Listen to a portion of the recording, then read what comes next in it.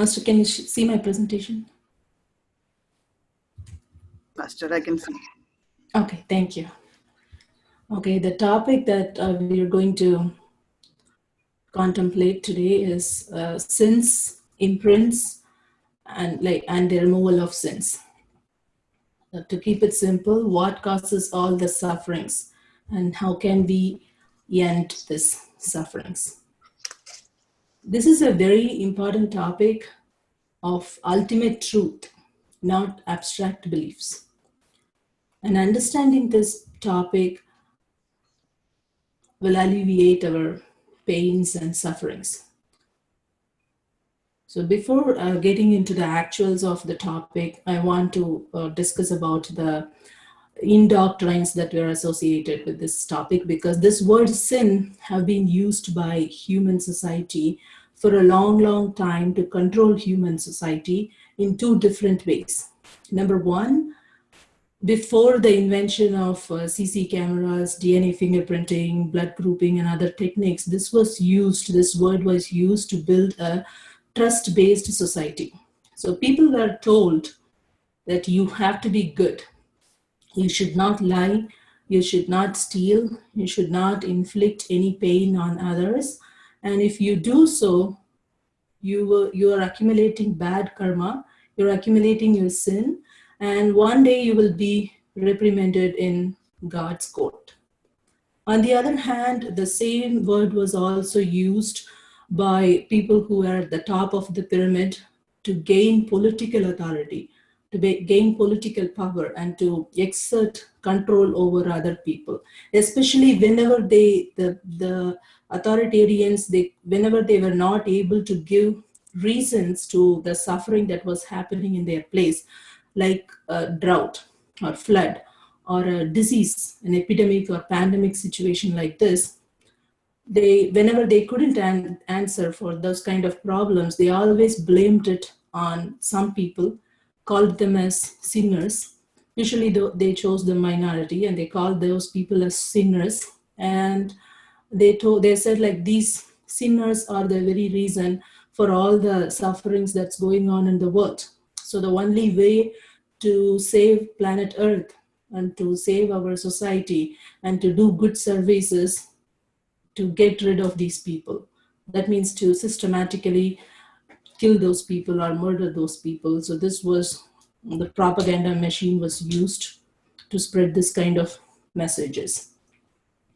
But whenever we want to understand the deepest meaning of life or the purpose of our own existence, the very existence, several questions comes to our mind, and one of the most important question is this: what causes all the sufferings, and how can we stop all this from happening?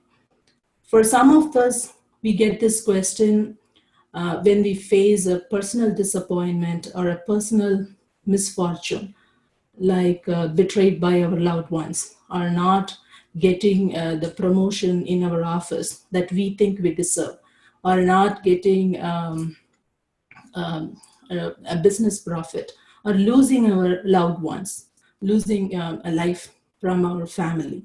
So such situations makes us come to this question.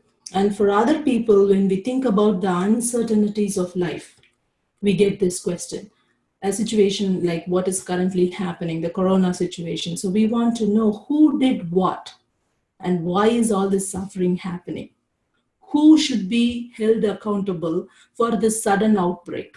So whenever we operate from our egoic state of mind, we want to keep someone accountable for all this kind of problems, because ego always needs an enemy. I need an enemy so I can feel comfortable that I am better than that person. When I think that I'm better than that person, I feel comfortable.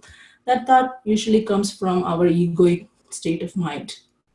And the third situation is when we see social injustices like war, child abuse, or humiliation, or poverty. When we see such situations, we always think about what causes all these sufferings and how can we end this.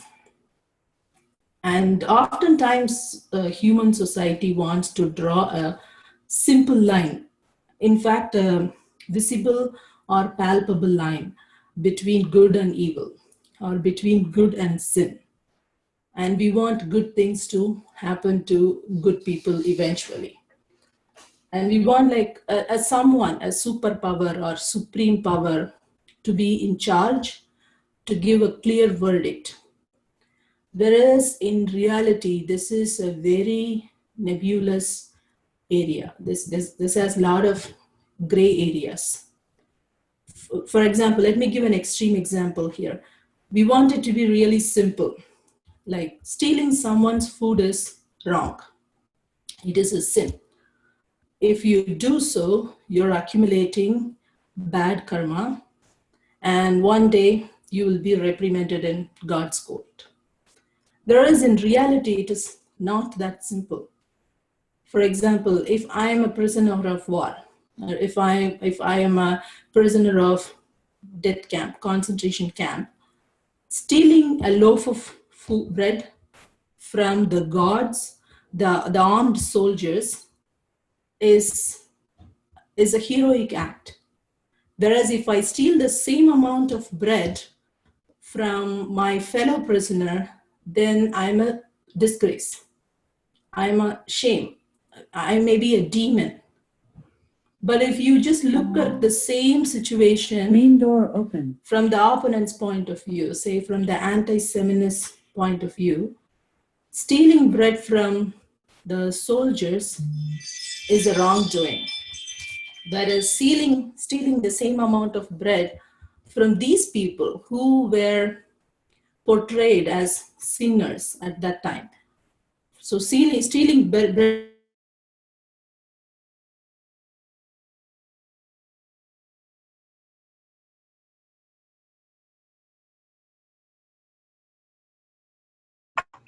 Master.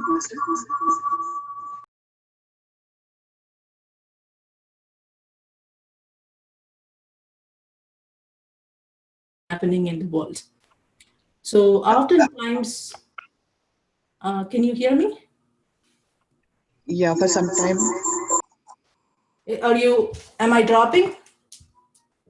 Yes. Oh, I'm sorry, Master. Let me join from my phone. That's better.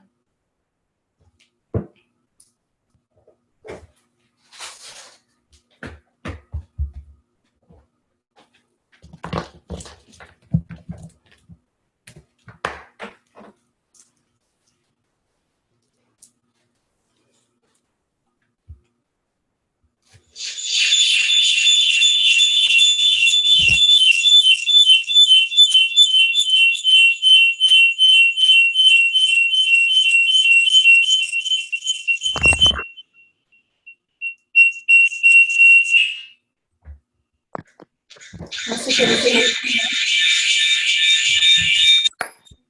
Is it better now? Hello?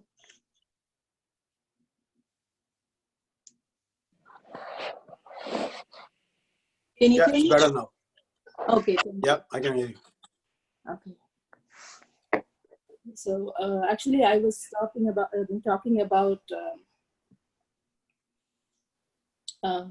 I think I don't know where you actually last week. I was actually talking about comparing a situation, like giving an example for like how to look at the good and evil. So if I'm a prisoner of Holocaust and if I steal a loaf of bread from my fellow prisoner, I'm a disgrace. But if I steal the same amount of bread from the soldier, then I'm a hero. Whereas if you look at the same situation from the other opponent side, the anti-Semitist point of view, stealing bread from the soldiers is a wrongful act. Whereas stealing bread from these people who have been portrayed as sinners is a good thing because I am technically saving the world. So the human society always wanted to approach this topic like like a pension account, like a pension plan. So I want to know how much I'm banking when I'm doing good deeds, like taking care of my parents or helping for somebody's education, when I do yoga or meditation, or when I go to temple, how much good karma am I accumulating, and how much interest is compounding on that, and what am I going to get at the end if I do all these good things? Will all my dreams come to true? Will I become really rich in terms of outwardly determinants? Will I get the job I deserve? Will I be able to buy the house? Can I stop the death from coming near my family? So that's a question. That's the general approach of the human society towards this topic. So I want to clarify one thing before we get into the actual topic, that yoga or meditation is not a silver bullet to make you rich in terms of outward determinants.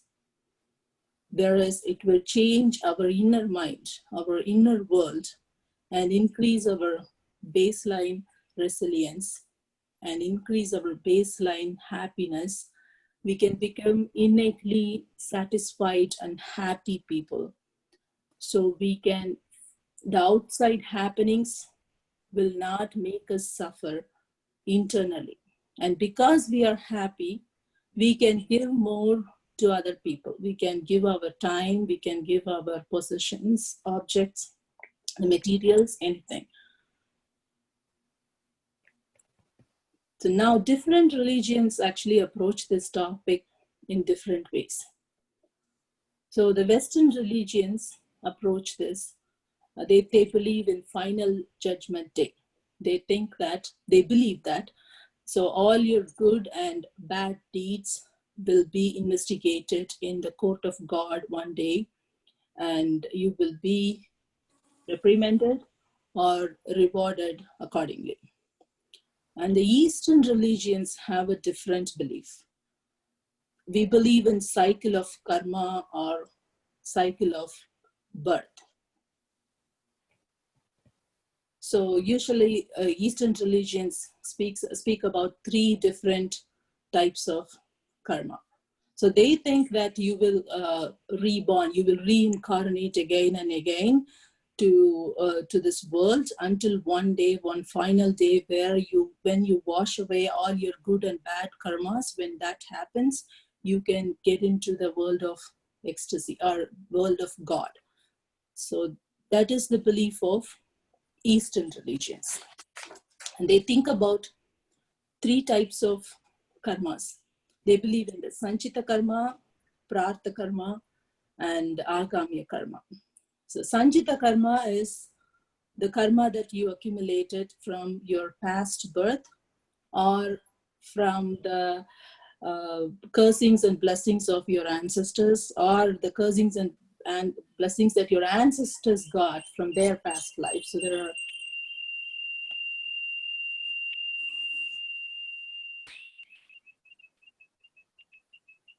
Master, can you hear me properly, or is there a disturbance? Yeah, little disturbance. Yeah, but I don't know why, because mine is on mute, the computer is on mute. Let me mute us.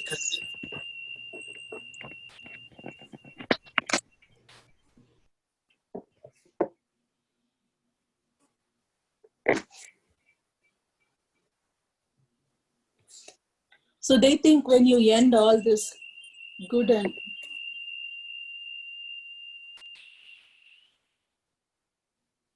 so when you end all this good and, I think it should be.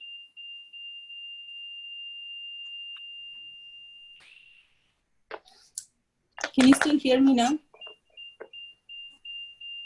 Yeah, we are able to hear you, Sudha. Okay, because I'm hearing another. Yes, yeah, something glitches there.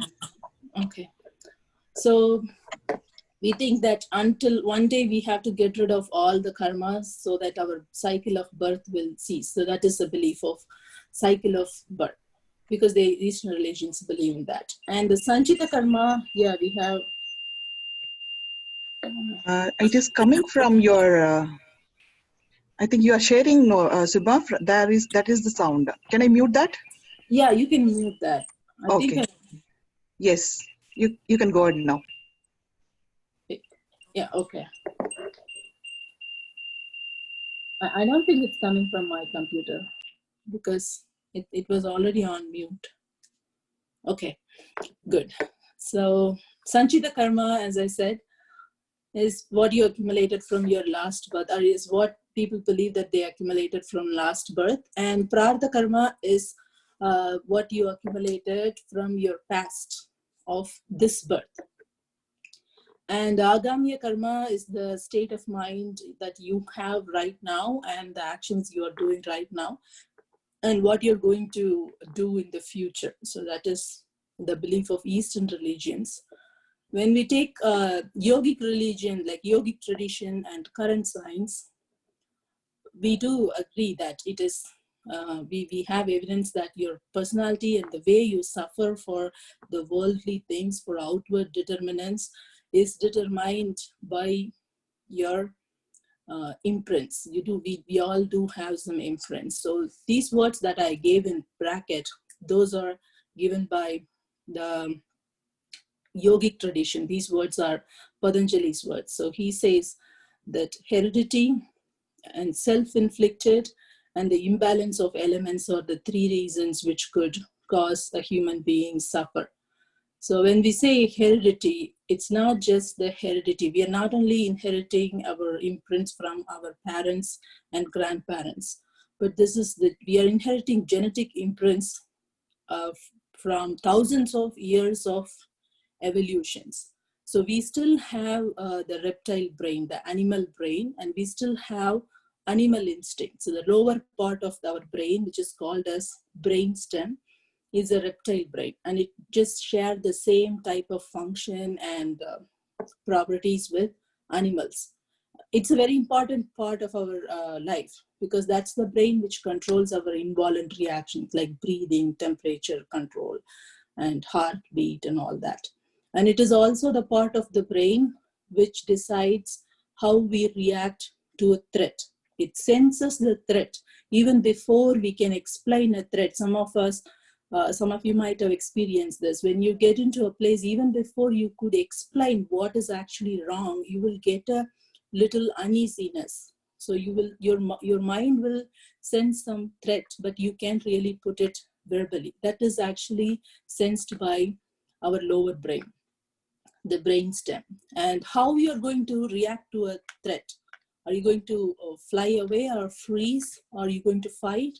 That is also decided by this reptile brain. And then is our emotional brain, that is the second part of the brain, which receives information from our sensory organs and process it, and it is what decides our emotions. And we share this same structure and properties and functions of this brain from all other mammals. So they all have the emotions, they all live as family, which is what we call as troops or groups or whatever. And then is our highly developed brain called cerebrum. That's our intellectual brain. So the higher mammals also has this brain. So from this is where we are actually thinking, what is the cause of all the sufferings and how can we stop all this? And the next one, the next reason for our personality and how we suffer is Patanjali call as self-inflicted, and we call this as habits. Human beings are slaves to habits. When I say habit, it's not just our daily routine. It is our mental perception. So we even have a habit or a routine on our mental perception, how we react and perceive things. It will also impact our happiness or our sadness, our anger, our personality, everything. And this will, in fact, alleviate or alleviate the genetic predisposition that we got. So it can either enhance or reduce the effect of predisposition. If I have to give an example, if I have genetic predisposition or genetic imprints for alcohol addiction, then introducing alcohol to my system will make me an addict quickly, quicker than others. But if I also have genetic imprints, predispositions for anger and stress, growing in a peaceful household and starting to do yoga, meditation, and introspection at a very early age will reduce the amount of stress that I, it will reduce my the impact of my genetic predisposition. So habits and your mental perception will either enhance or reduce the effect of our genetic predisposition or the genetic imprints that we got from our parents, which is a result of thousands of years of evolution. And the third thing is the imbalance of element. That is Patanjali's word. So that's our current, actually it is the current state of every single element, every single atom and molecule that is present in our body. Our body is nothing but, Maharishi also says, it's nothing but an amalgamation of atoms. So all these, the state of all these elements have a huge impact on our body. We have well-studied examples about hormones. So the hormone imbalance can make me an angry person or a peaceful person. So all these three factors, the hereditary, habit, and the imbalance of elements is put together, makes a person's personality and how he react to the world, the happenings of the world. So if I get a brain tumor and some kind of imbalance in the hormone can change a normal person into child abuser. And it can change, we have visible evidence for that. You can change this hormonal imbalance, can change a normal person, a peaceful person into an angry person. It can totally change a person's personality. And the changes that's happening in the structure of our brain, the anatomy and the physiology, the biochemical reactions of our brain can make me a killer, it can make me a child abuser, it can make me a peaceful Maharishi. So what I am, how I am, I'm being getting projected to the world is decided by these three set points. So in reality, when we think, no one is a sinner. There is no sinner. So both yogic and current science agree on one point, that a man's personality and man's actions are as natural as an apple falling from the tree because of law of physics. The same law of physics applies in our body and decides our personality. So a person's thoughts, emotions, intelligence, reactions, all these are products of biochemical reactions and the neurochemical reactions that is going on inside his system. So then who to be blamed here? So whenever we feel we suffer, why do we suffer? And why do we inflict pain on others? That's the question now. If everything is a set point, it's predetermined set point, then what is the use of talking about this topic? Actually, the set point can be changed, and our baseline anger and a baseline bad temperaments can be reduced, and baseline resilience, happiness, peace of mind can be increased. So why is someone suffering,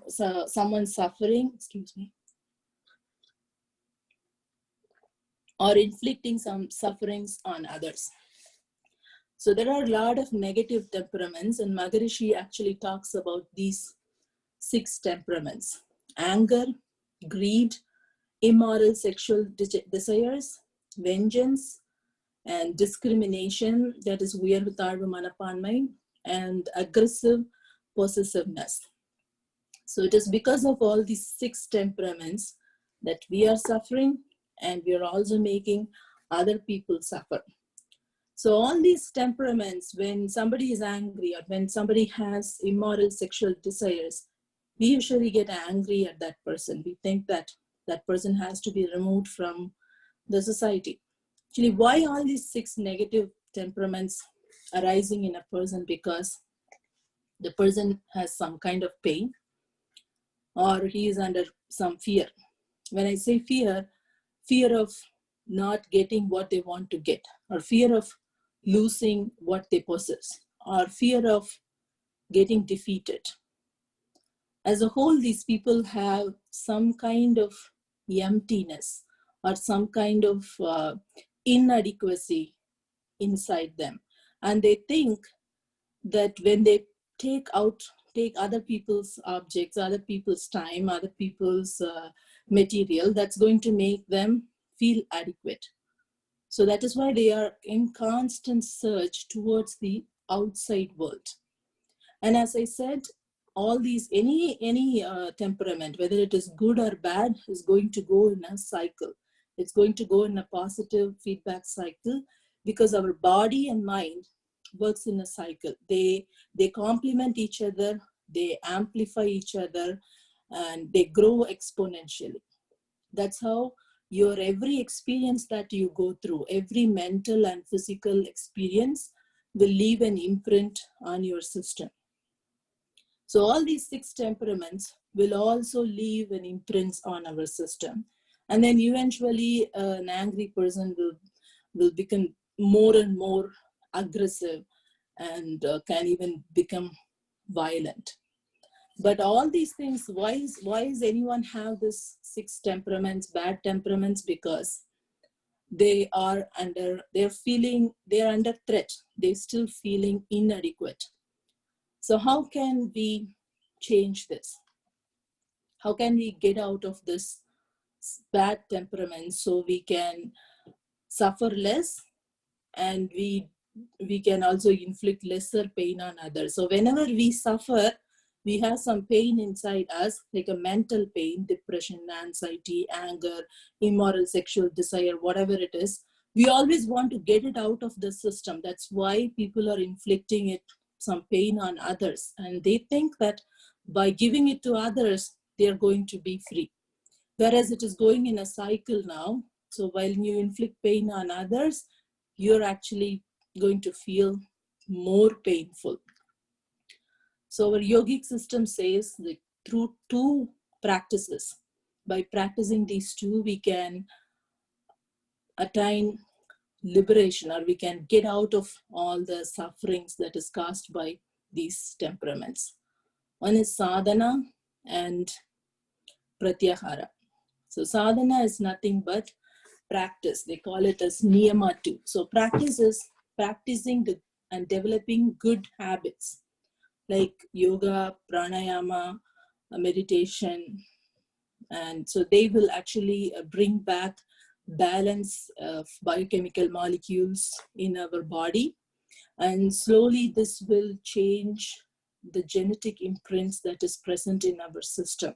Like now we have evidence that these three, yoga, pranayama, and meditation, can change our gene expression, the way our genes are getting expressed. So it can literally reduce the amount of hormones that is being produced in our body. For example, if an angry person start doing yoga and meditation, like, I mean, if he's really doing yoga and pranayama, let alone meditation, because we don't know what they are doing when they are sitting, when their eyes closed. So when they do yoga and pranayama, so their hormones, the testosterone level is coming down and the cortisol level is going high. And they feel that more inner peace. And the people around them will also report that, but we don't want to take any of that into account. That person will be feeling more peaceful within. So that it changes your uh, biochemical nature, the current status, and it will eventually changes our imprints, and then it will become the very nature of you. And it reduces our negative temperaments. And also we have to practice replacing this negative. We have to practice introspection. We have to constantly self-analyze and start to replace these bad temperaments with good temperaments. Like when we are getting angry, we have to uh, neutralize our anger with forgiveness. So you're not forgiving.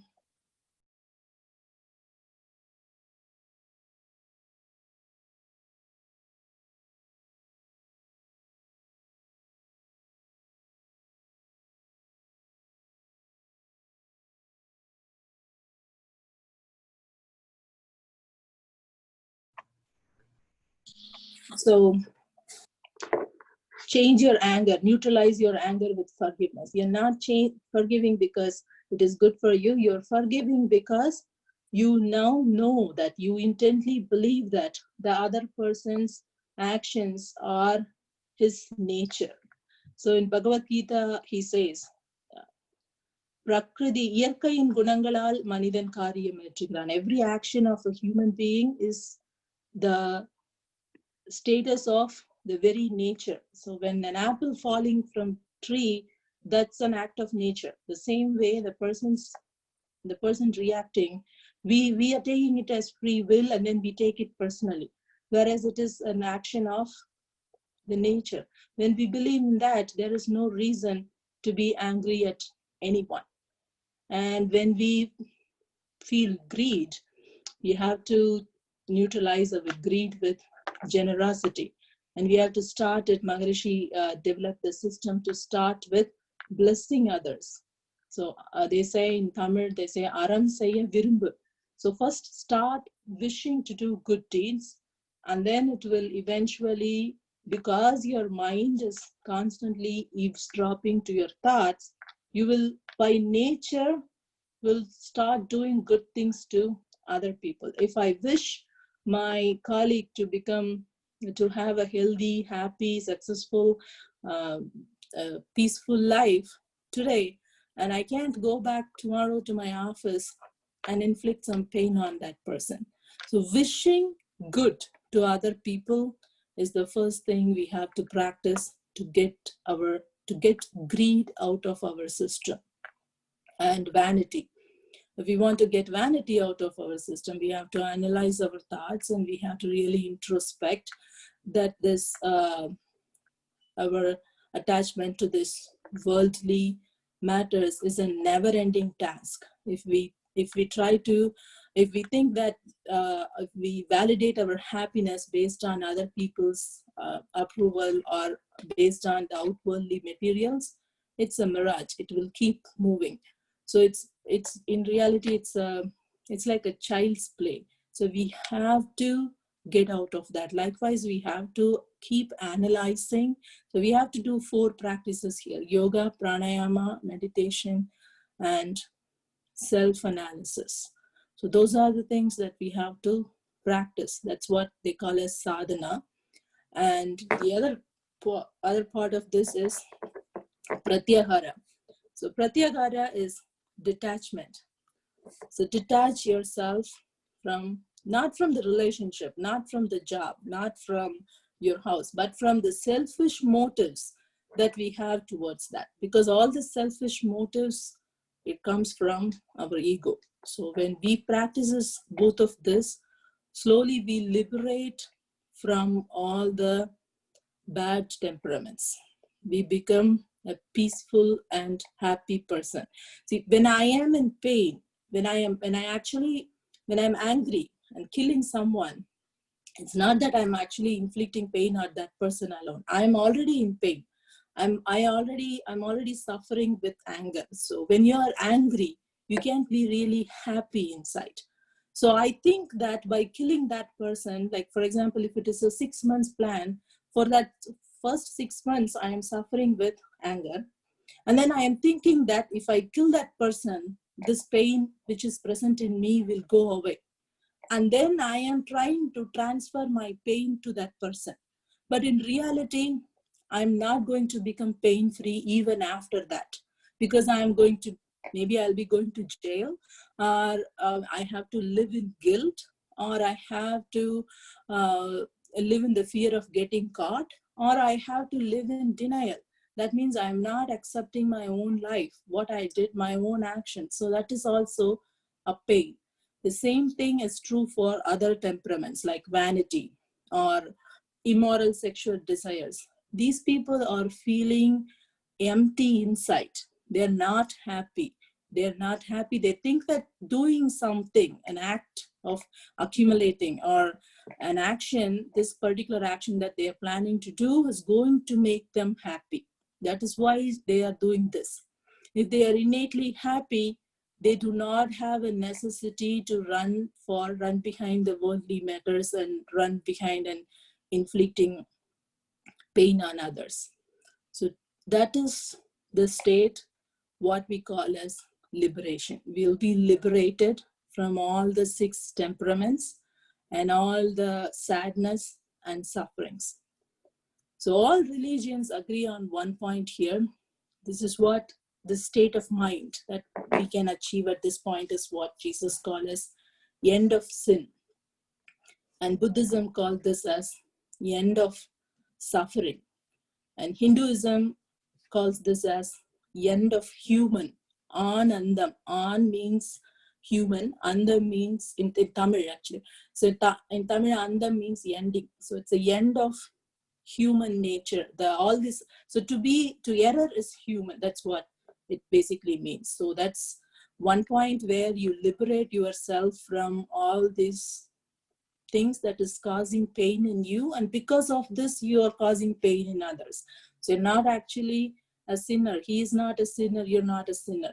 We're doing all this because this is what we are carrying, and unless we wash this away, we cannot get out of this. Even in Bhagavad Gita, Krishna is clearly saying there is no sinner. No one is uh, yield to sin. No one is going to do that. No one is going to get that. But once you liberate yourself from all these sufferings, you are not going to face any pain, and you don't have to inflict those pain on others. So all religions are using a negative connotation here. There is a reason for that. I will give you that. We have time during the question and answer session. Okay, so this way I can stop, I can liberate myself from all the inner sufferings. But then there are a lot of real sufferings in the world, like poverty is a real suffering, war, genocide, child abuse. These are real suffering. How can we stop this? If you're really a happy person and satisfied person, fulfilled person, then you can really go and help other people to come out of their fears. So what you have to do is you have to do some real work, field work. So roll your sleeves up. We have to study further about the minds of abusers. So we need to find out what fears and what inadequacies and what emptiness they have. We have to help them to come out of that emptiness. We have to give them the taste of real happiness, real fulfillment, real satisfaction, inner satisfaction. That's only the time where they can really come out of all these six temperaments and they can stop acting from their egoic state of mind. So we have to help them to get out of the bad temperaments, and we have to cooperate as a society, and we have to help other people without attachment. When I say without attachment, you can love those people, you can be kind to them, you can be friendly with them, but do not expect anything back, not even a thank you. And we should, if I'm really detached, then I shouldn't even expect a thank you, and I should be ready to accept an opposite point of view as if it is my own. And at least I should be ready to analyze the opponent's point of view. So that's the check I have to keep for my ego. If an opponent's point of view is aggravating me, is making me angry, that means I'm still operating from my egoic state of mind. So we have to work together and get rid of to get rid of all these sufferings in the world. There is no way that yoga and meditation is going to make you rich in terms of outwardly things. Oh, I was doing meditation for 20 years and I wanted my son to go to Harvard, and then he has gone. That may happen because you are a peaceful person and you're raising your child in a peaceful and better way. But that's not a magic. That's a process that has to happen. So unless we get out of the attachments and aversions from our system, we cannot get out of afflictions. And also keep meditating and keep detaching. That's the only way we can end the sufferings, and that's the only way we can stop worrying about sins and their imprints. That's the only way we can change our imprints. Thank you, Marhavalamudan. If you have any questions, please go ahead.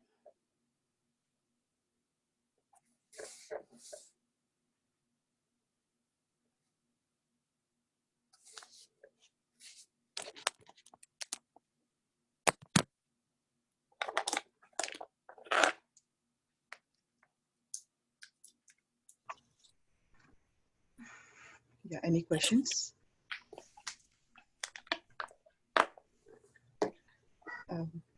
This is Samudra here. I just joined today. So is there like a courses or something where I can learn the yoga postures and meditation? Is there a what? Like you have any courses like that I can take and learn the yoga postures and meditation? Actually, the exercises, we are teaching exercises here. Besides this, we even have Maharishi's exercise in YouTube. I can share the link with you here. So you can start exercising with Maharishi's video. And also meditation, I would say for now, don't worry about not getting initiated or anything. Just start working on just concentrating on your breath. That is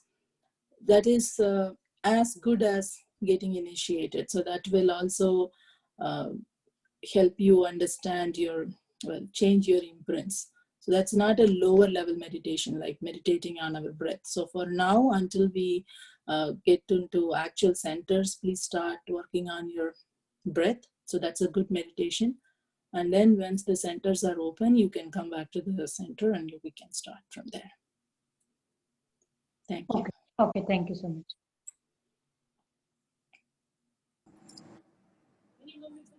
Master, this is Ambika. We are actually in Minneapolis, and Chicago is the closest for us. Is there any group like how we have for New York? And now there is a WhatsApp group where there is communication sent. So yeah, that is the Chicago WhatsApp group. I'll send you the link, share the link with you here. Okay, Master. Thank you.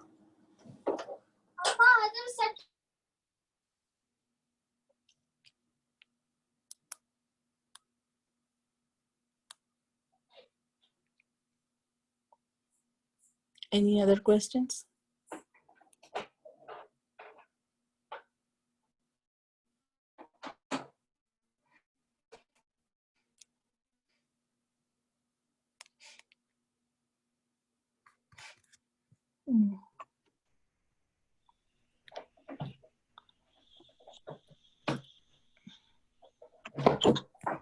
Actually, who asked this Chicago WhatsApp? Some question in the beginning. Yeah, we had some questions on the exercise.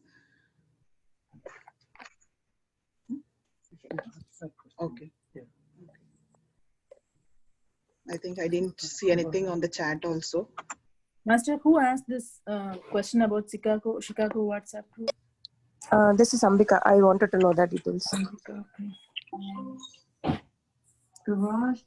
Ambika, I don't see your name here. Okay, let me ping you in the chat, Master.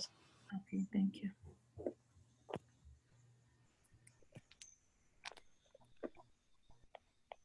Okay, do we have any other questions? You can so ask. Master, today's meditation we can do without initiation, right? Yes.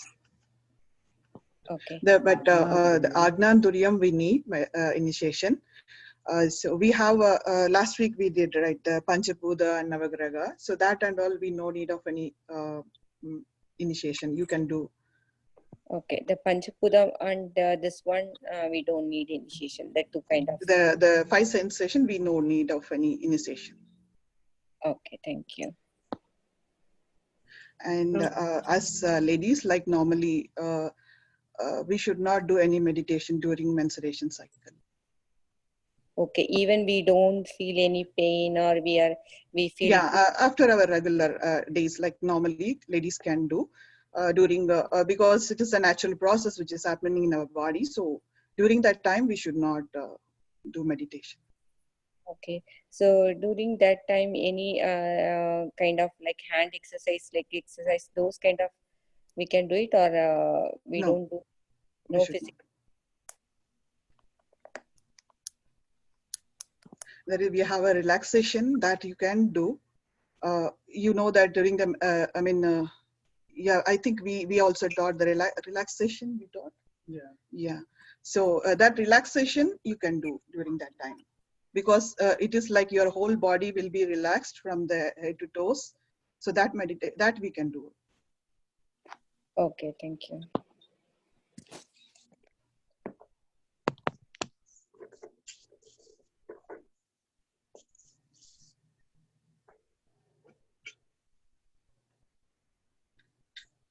Okay. Some more in the chat. Okay. So thank you all. If we don't have any questions, we will end this session with a small meditation. Thank you, Subha Master. It was a great session today. Okay. வாழ்க வையகம் வாழ்க வையகம் வாழ்க வளமுடன்.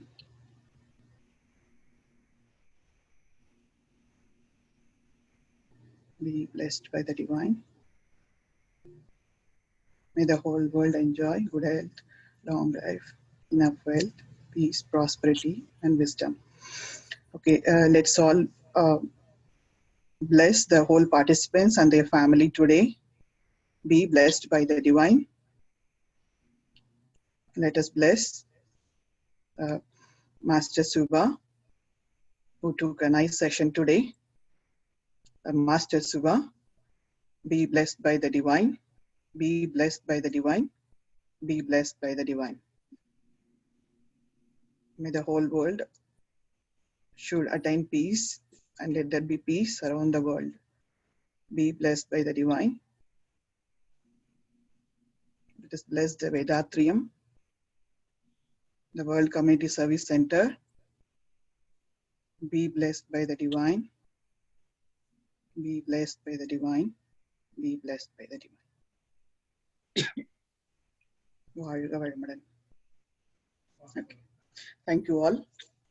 So we'll close this session today. Maybe we'll meet next week, Saturday morning. I think you'll be joining, or Sunday evening. Thank you all. Last week's session we will share. Yeah, I'll put it here. Yeah, last week's session. I'll put the last week's session recording next week. Thank you all. வாழ்க வளமுடன். வாழ்க வளமுடன்.